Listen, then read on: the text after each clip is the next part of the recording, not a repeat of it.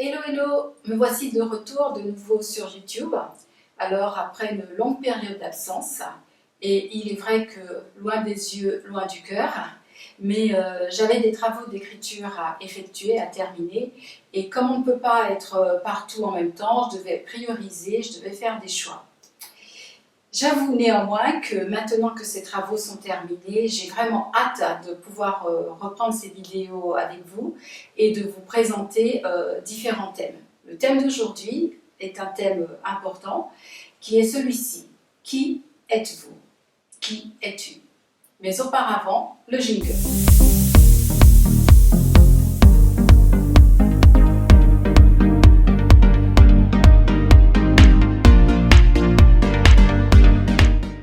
Il est vrai que lorsque j'ai regardé mes précédentes vidéos, je les ai visionnées avec effroi en me disant « Oh là là, tu manques de naturel ». Donc j'ai décidé pour les prochaines, celles à venir, que j'allais plus m'inquiéter des hésitations, etc. Mais que j'allais surtout privilégier le côté naturel et la simplicité de l'intervention. Donc on y va avec beaucoup de simplicité. Comme d'habitude, je commence donc par une petite histoire. Alors, c'est une femme qui est très malade et qui est sur le point de mourir. Elle arrive donc au lieu du jugement dernier, elle a l'impression d'arriver au lieu du jugement dernier, et on lui pose la question, « Qui êtes-vous » ? « Je suis la femme du maire. » « Oui. Mais je ne vous ai pas demandé de qui vous étiez la femme. Je vous ai demandé qui êtes-vous. Je suis la mère de 4 enfants. Félicitations. Mais je ne vous ai toujours pas demandé de qui vous étiez la maman. Mais bien, qui êtes-vous? Je suis maîtresse d'école. Là, il s'agit de votre profession, non pas de qui vous êtes.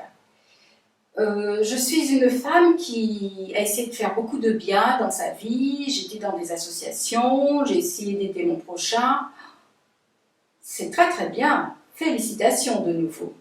Mais je ne vous ai pas demandé ce que vous avez fait. Je vous pose la question, qui êtes-vous? Et à chaque fois qu'on lui posait la question, elle était dans l'incapacité d'apporter une réponse juste. Au final, donc, elle a été renvoyée sur Terre parce que l'examen, elle ne l'avait pas réussi.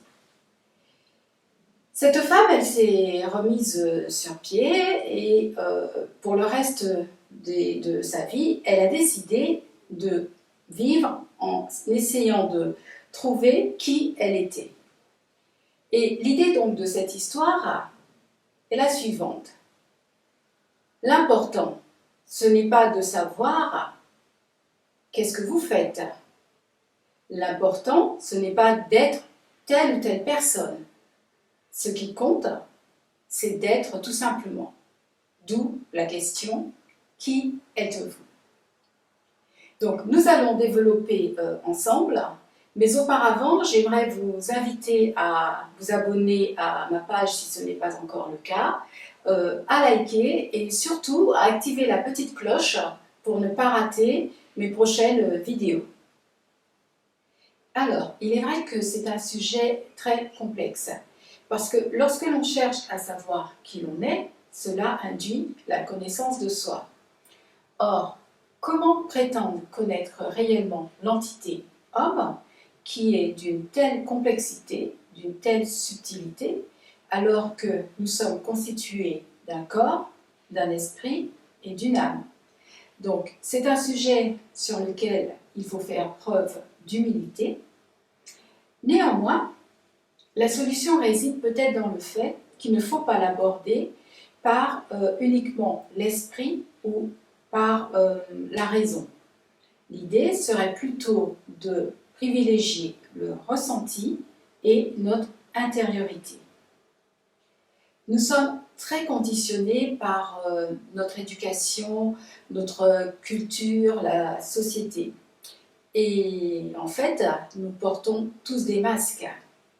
Mais le meilleur moyen de pouvoir savoir qui l'on est, c'est de faire preuve d'honnêteté envers soi, de faire preuve d'écoute, de privilégier cette intériorité, ces moments de silence où l'on s'entend, ces moments d'écoute, ces moments où l'on est en harmonie avec la nature, avec l'univers, ces moments où tout simplement on est.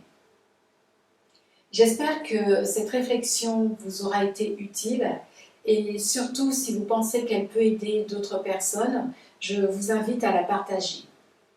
Je vous dis à très vite et portez-vous bien.